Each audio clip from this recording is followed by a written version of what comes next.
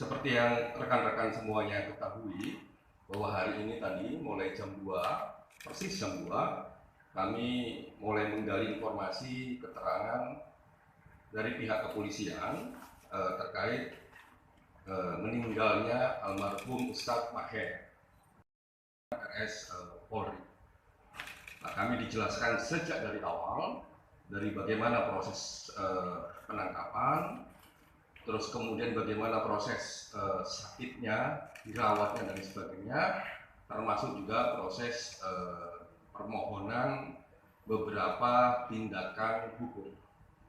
Nah, yang pertama soal proses ini yang paling mendapatkan perhatian publik, soal proses sakitnya.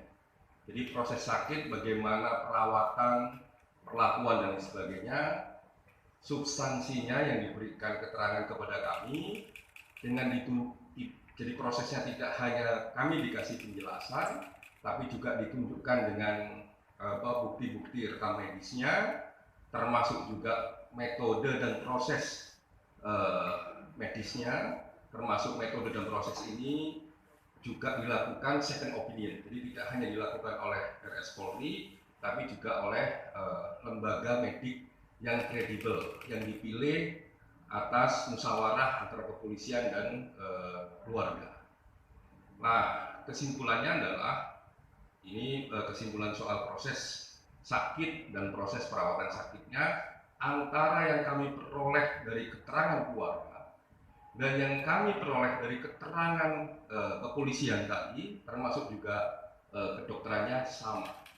Yang intinya adalah satu, bahwa memang meninggal karena sakit. Jadi bukan kalau di sosmed ada karena tindakan yang lain, nggak ada. Jadi memang karena sakit. Yang kedua, proses perawatan selama sakit itu juga keterangan yang kami peroleh dari pihak keluarga maupun dari pihak kepolisian maupun juga dari pihak dokternya dirawat dengan baik. Jadi itu. Jadi tidak ada perbedaan antara soal proses perawatan, proses sakit dan sebagainya. Bahkan baik pihak keluarga maupun pihak kepolisian ketika kami konfirmasi bagaimana prosesnya ini, apakah bisa akses secara cepat, bisa akses secara leluasa dan sebagainya terhadap proses perawatan sakitnya, dikatakan sama-sama baik. Sama-sama baik, bahkan beberapa kali ada treatment khusus gitu. Treatment khusus itu kelonggaran, terus kapanpun bisa mengunjungi, melihat, bahkan beberapa titik juga tidak hanya keluarga tapi juga komunitasnya disuruh melihat langsung dan sebagainya, termasuk juga teman-teman yang mendampingi secara hukum itu bisa melihat proses perawatan sakitnya.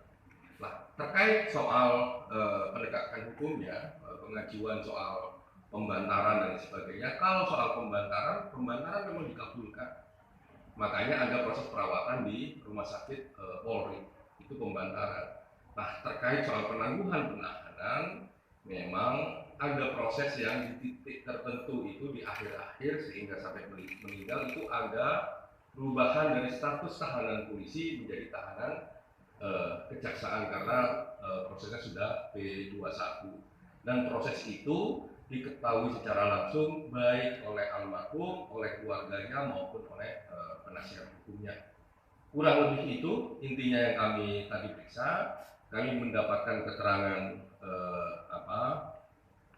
secara lisan dan kami juga ditunjukkan beberapa bukti, khususnya bukti rekam medik, plus juga ditunjukkan foto-foto selama proses itu, termasuk foto-foto bagaimana interaksi antara almarhum dengan kepolisian, almarhum dengan kedokteran, almarhum dengan kepolisian, kedokteran, plus juga dengan penasihat hukum. Mungkin itu, silakan Pak Tovan atau Pak Amir menambahkan.